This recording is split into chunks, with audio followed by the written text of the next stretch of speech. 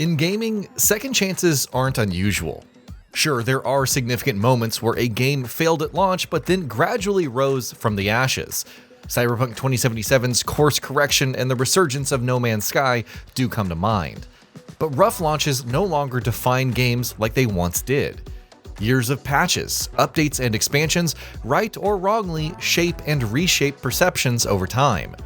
Yet while games regularly get opportunities for redemption, the same cannot always be said for a studio. Indeed, sticking with Cyberpunk 2077, while the game might now be transformed, in some circles, CD Projekt Red still has goodwill to rebuild.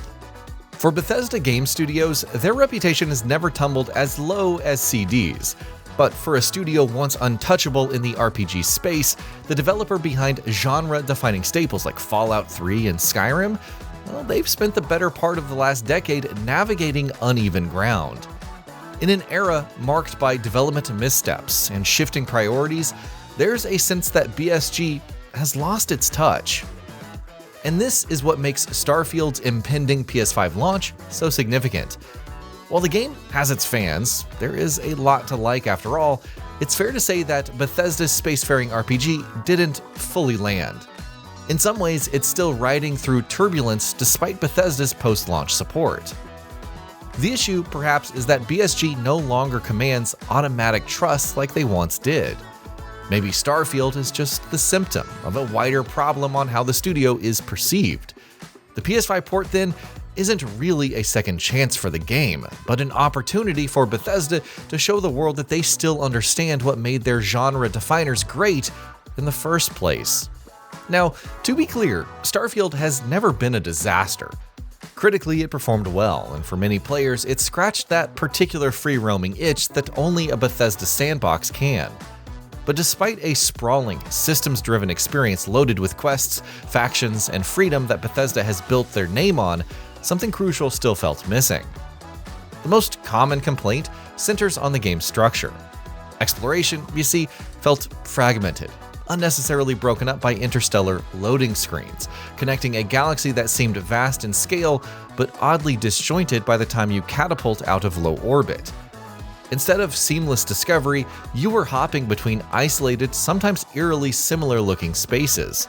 The sense of immersion the game's marketing promised was woefully underdelivered.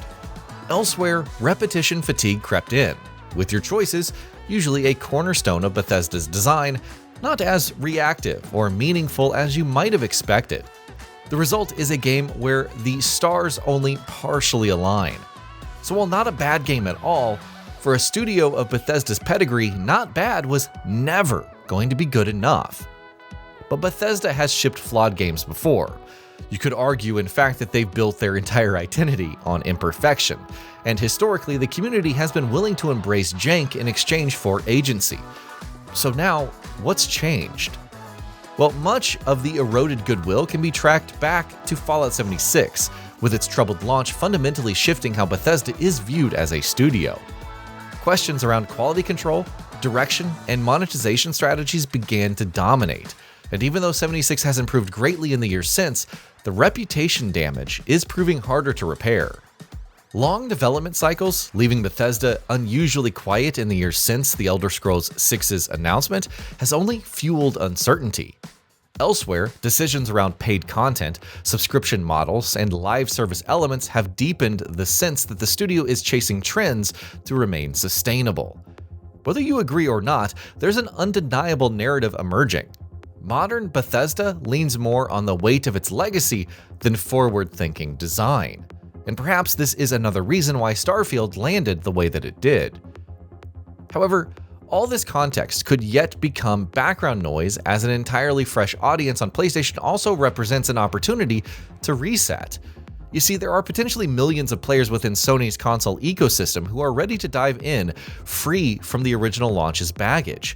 And hopefully, there should be no day one disappointment, with Starfield arriving in what Bethesda and Sony frame as its definitive version, complete with fresh gameplay updates, story DLC, and a suite of PS5-specific features, like weapon and ship-specific adaptive triggers, a fully integrated light bar, indicating health and the ship integrity, and DualSense speaker comms. Furthermore, the incoming Free Lanes update looks to address one of the game's persistent criticisms as well. Now, the ability to freely travel between planets within a single star system might not sound transformative, but it smoothens the fractured interstellar travel which defined the original version. Starfield's universe always had scale, but now it has cohesion, even if it's only between neighboring planets.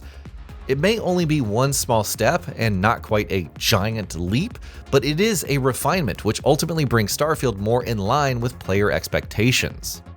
Even with these new content and gameplay improvements in place, Starfield, and Bethesda at large, still face the challenge we alluded to earlier: perception.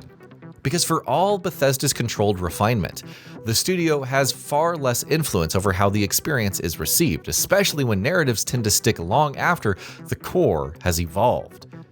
If you spend any time around comment sections, forums, or social media, you'll see the tone around Starfield's PS5 launch feels, at best, muted. There are pockets of excitement, sure, but the overarching mood is subdued, skeptical, or outright dismissive. Indeed, there are players over on the PS blog who are actively discouraging PlayStation users from jumping in. But fully engaging with this sentiment is haphazard. Online discourse has a habit of amplifying the loudest voices. So in other words, this mood isn't necessarily representative of the zeitgeist.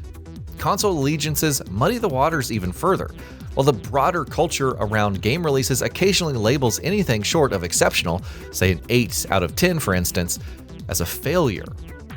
Ordinarily, you can look at online conversations from a binary lens, and depending on your point of view, you can sit happily on either side of the argument.